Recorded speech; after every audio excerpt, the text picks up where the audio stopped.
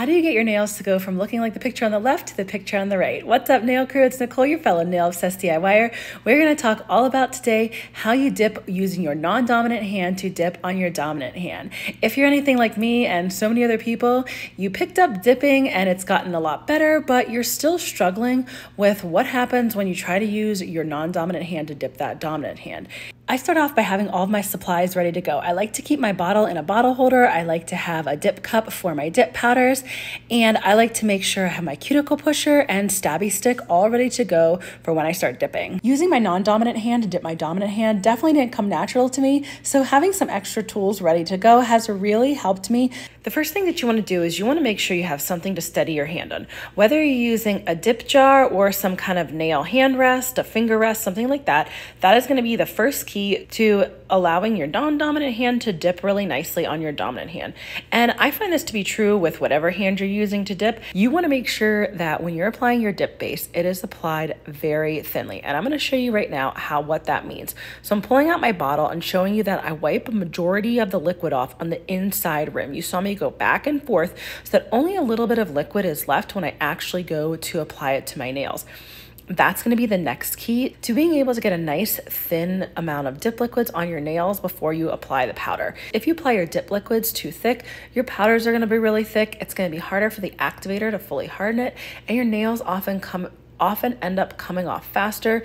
The key to getting long-lasting nails, one of the keys to getting long-lasting nails is to dip nice thin layers. It's better to dip more thin layers than less thick layers when you're doing your dip nails. Now, after you've gotten your dip liquids to be nice and thin when you're about to apply them on your nails, how do you actually put them down and apply them onto your nails? That's where you're going to want to put the brush down a little bit away from your cuticle instead of right at your cuticle. And that's something that I'm guilty of forgetting a lot. I often just stick it right back in my cuticle and forget that I should put it a little bit away from my cuticle, push the brush and the liquids back towards my cuticles, and then drag it down. That keeps your dip liquids or your gel liquids, if you're using gels to dip, it keeps them from flooding so much. And I have to be honest, when I'm doing my right hand, when I'm dipping my right hand, I'm right-handed, so my right hand is my dominant hand. When I'm dipping that hand, it's after I've already dipped my non-dominant hand, my left hand, and it's usually late at night. I'm tired, so I sometimes forget this. And you can catch me in my videos. You'll see sometimes I don't put my brush back a little bit away from my cuticle and then drag it down. So if you catch me, let me know in the comments. I saw where you in this part of your video, I saw where you forgot to put your brush back as away from your cuticle and then push the liquids back. Because you'll see me on occasion, I flood my cuticles and I have to use the little stabby sticks or some kind of pointy nail tool to trace around my cuticles and get any excess liquids and powders that I got off.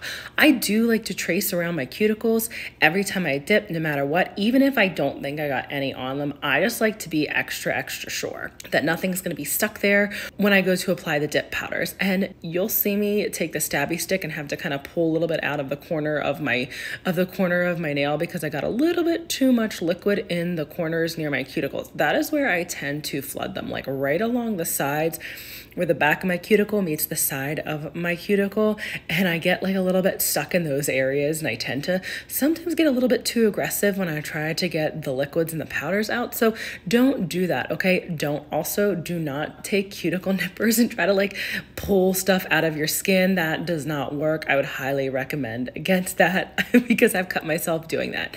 Something else that's going to help you when you're dipping on your dominant hand is to push your cuticles back before each dip. It's not as important for the dips that you're doing when you're building your apex, which would be the first couple dips you do. I didn't have to do that because I already have builder gel on building my apex and as a base on my dip nails. So I only needed to do 2 dips of the color, and then I'll do 1 dip of the clear, and they're all back towards my cuticle. But if you're somebody who needs to build an apex, which means that the dip liquids are going to build up back towards your cuticle, so the first dip would be halfway down your cuticle and not covering your full nail, and you kind of build backwards from that towards your cuticle. It's not as big of a deal to not push your cuticles back before you do those first couple dips. It's any of the dips that are going to be close to your cuticle, you want to push them back. That allows you to get as close as possible without flooding them. And brushing off the excess dip powder is huge in between each layer. You definitely want to make sure that your layer is fully dry before you try to brush it off, because I have been guilty guilty of not waiting too long because I like have no patience, if any at all. And I'll start to try to brush off my dip powder, any excess, and then my liquids weren't dry, my layer wasn't dry, and then it ends up like pulling off some of the powder and it gets all lumpy. So don't do that. Have a little bit more patience than I do. Something else that I absolutely think is a key when you're dipping your dominant hand and when you're dipping your non-dominant hand is to apply clear dip powder, a really high quality, super crystal clear powder as your last dip, because sometimes you tend to buff a little bit more aggressively on one hand or the other. So this way, if you finish with clear dip powder as your last dip, then you know that if you buff a little bit extra aggressively, you're not going to file into your beautiful colors or shimmers or solids, flats, whatever you're using. I'm using it's a solid dip with a bunch of flakes in it. I absolutely am obsessed with it. It's called, I think I forgot to say the name, it's called Google RN. After you've applied your clear dip powder, brush off any excess really, really well, and then go in with activator. And make sure that you get every little nook and cranny of your nails, including your nail edges. If you use a really bright color like this one that I'm using, you need to wipe off the excess on a little lint-free wipe or some kind of clean paper towel. This way, you're not going to get any pigment into your activator, which could then, if you're using a light color, that could color your dips that you're using, and you think that, maybe something happened to your dip, but it's really just leftover color that was on your activator brush.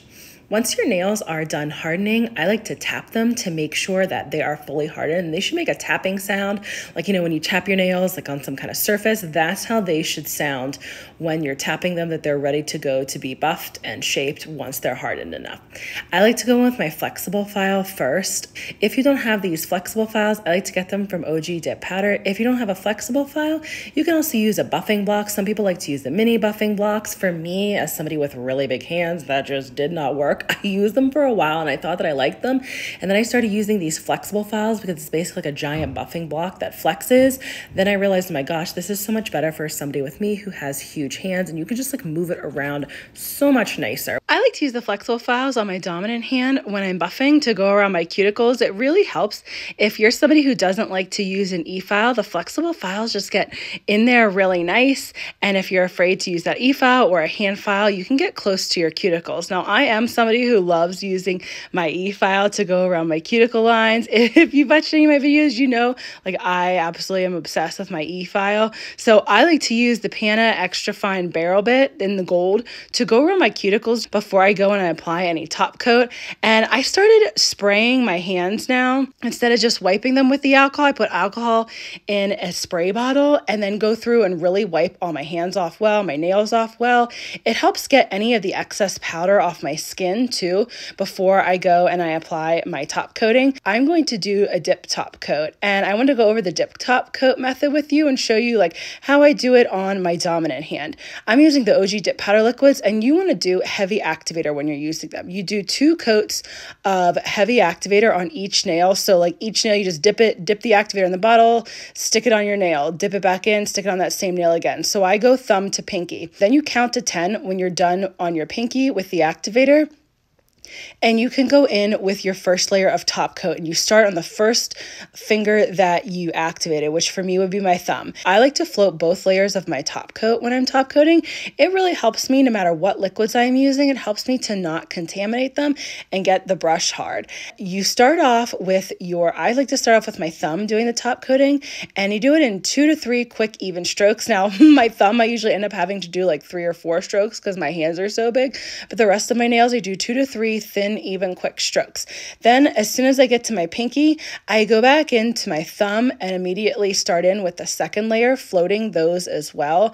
I just gently float over the top, and you can take your time a little bit more with the second layer. This is consistent in most of the dip liquids that I've used. Typically the second layer you can go in with a little bit slower of a time, and then make sure that you cap your edges whenever you're top coating. Capping your edges with the top coat allows your top coat to last a lot longer and seal in your manicure. If you're still struggling with your dip liquids lifting and you're not quite sure why, then make sure you check out this next video where I go over all about 10 reasons that I found that dip nails lift. Thanks so much for joining me today, Nail Crew.